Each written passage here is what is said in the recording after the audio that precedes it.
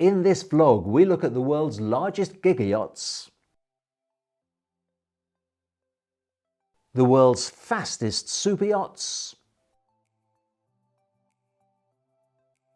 and the world's coolest ribs.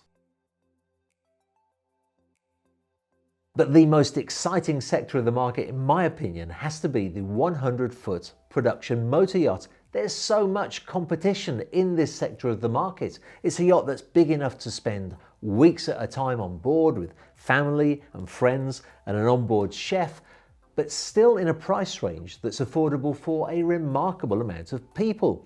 So, when a yacht builder like Sunseeker announces that they're coming out with a new 100-foot yacht, I know that's something I just have to report back to you on.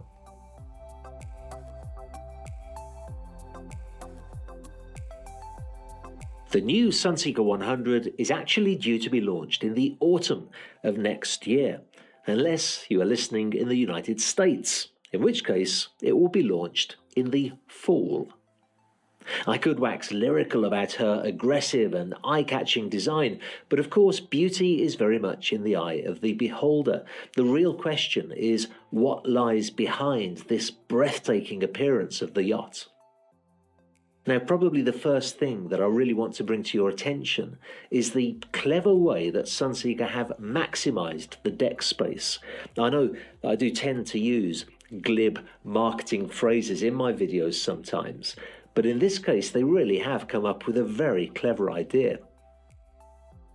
The flybridge deck, of course, is aft of the pilot house, but where in most yachts of this size you would have to go down to the main deck level and then walk down side decks to get to the bow, on the new Sunseeker 100 you can actually walk directly past the pilot house and immediately to this comfy seating area.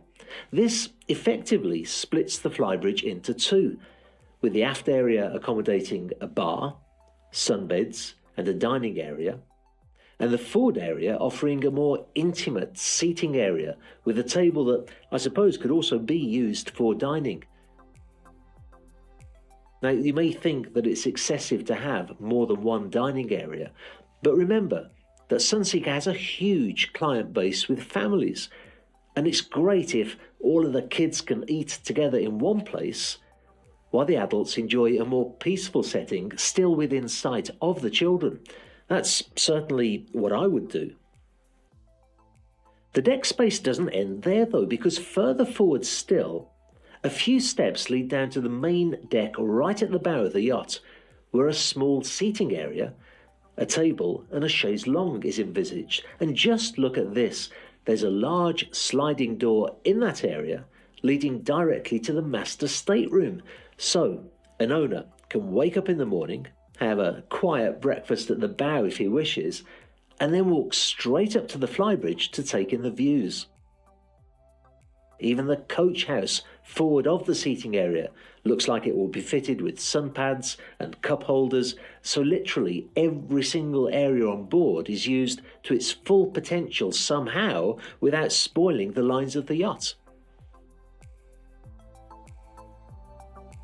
Now, there are many more great features of the Sunseeker 100 yacht that I'm going to show you in a few moments. And in fact, I'll put a time stamp about here so that you can fast forward to it if you want to go straight on to that. But first, I want to ask your opinion on something I've been thinking about for quite some time. I'm delighted, of course, that this YouTube channel is growing as well as it is, and along with it, the corresponding Instagram account and Facebook account are also showing signs of growth. And with that growth comes an increased number of emails and direct messages, which, to be honest, I just can't handle anymore. Now, I'm putting into place systems so that I can become more responsive to the questions that come to me by email and by direct message. But in the meantime, the ones that bother me the most are the ones from people who would like to become a yacht broker and want my advice. And in fact, if you're watching this and you've ever written to me and I haven't replied, I really must apologize. The problem is I don't want to just give a quick 5-minute email, send it off just to kind of get rid of you. I'd much rather spend the 30 minutes, 45 minutes that's necessary to give you some good advice, and then if necessary follow up with a phone call or a Skype call, something that I've done on occasion for other people. In the end, I end up just not replying at all, and that's just not acceptable.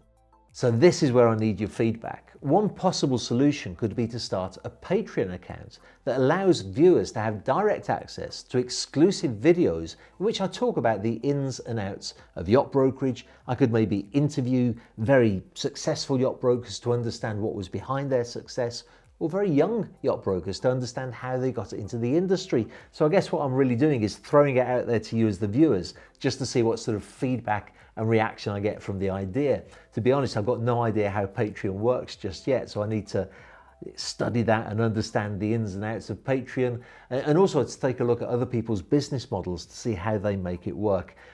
Anyway, now let's get back to the Sunseeker 100 yacht. In truth, it's hard to know how many changes Sunseeker really can make to the interiors of their yachts to improve them.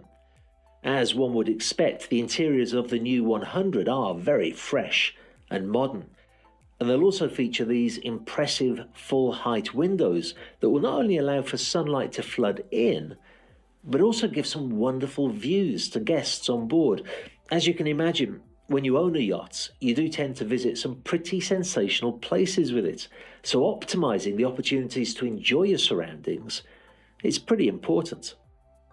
Something that is innovative on this yacht, though, is that Sunseeker mention extend sunbeds that they say can electrically rise to face the cockpit area or lower down to face aft at beach club level. Now, I couldn't find any images of this product for the 100 model, but here you can see what they look like in their lowered position on the new Sunseeker 87 yacht. As I mentioned at the beginning of the video, the Sunseeker 100 will be launched in the autumn of 2021, so it's my guess that they'll probably make a debut appearance at the Cannes Yacht Show that year, although I should add absolutely nothing has been announced just yet. I am very happy to tell you, though, that the new CEO of Sunseeker is an acquaintance of mine. In fact, we worked in the same company for many years, although in very, very different departments. I can also tell you that he watches this YouTube channel, so I'm hoping that we'll have lots of news very soon throughout the year from this great British builder.